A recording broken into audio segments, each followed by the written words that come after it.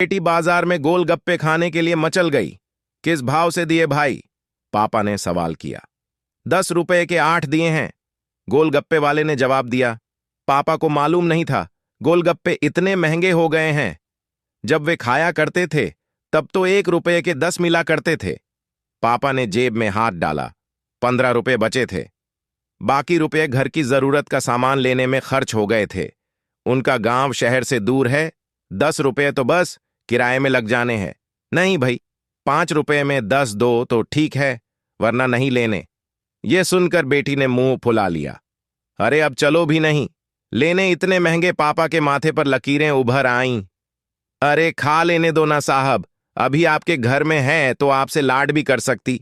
कल को पराए घर चली गई तो पता नहीं ऐसे मचल पाएगी या नहीं, तब आप भी तरसोगे।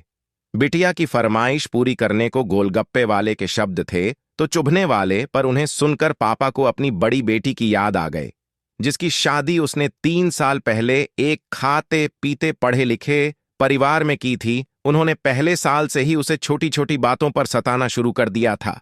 2 साल तक वह मुट्ठी भर भर के रुपये उनके मुंह में ठूंसता रहा, पर उनका पेट बढ़ता ही चला गया और अंत में एक दिन सीढ़ियों से गिरकर बेटी की मौत की खबर ही मायके पहुंची।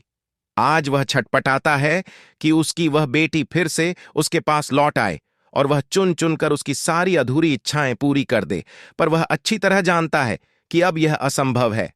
दे दूं क्या बाबूजी? गोलगप्पे वाले की आवाज से पापा की तंद्रा टूटी। रुको भाई, 2 मिनट। पापा पास ही पंसारी की दुकान थी, उस पर गए जहां से जरूरत का सामान खरीदा था। खरीदी गई 5 किलो चीनी में से 1 किलो चीनी वापस की तो 40 रुपये जेब में बढ़ गए। फिर ठेले पर आकर पापा ने डबडबाई आंखें पोंछते हुए कहा, अब खिला दे भाई। हाँ, तीखा जरा कम डालना।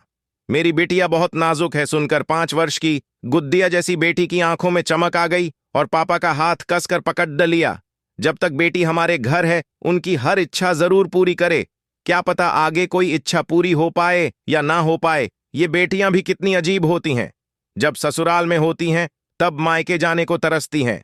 सोचती हैं कि घर जाकर मां को ये बताऊंगी, पापा से ये मांगूंगी, बहन से ये कहूंगी, भाई को सबक सिखाऊंगी और मौज मस्ती करूंगा।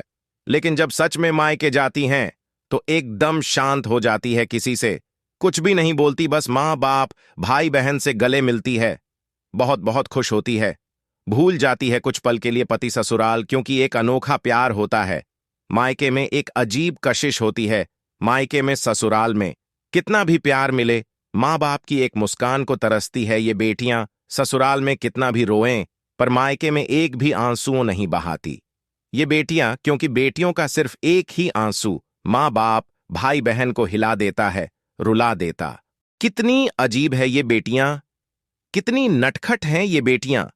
भगवान की अनमोल देन हैं ये बेटियां। हो सके तो बेटियों को बहुत प्यार दें, उन्हें कभी भी ना रुलाए, क्योंकि ये अनमोल बेटी 2 परिवार जोड़ती है, 2 रिश्तों को साथ लाती है।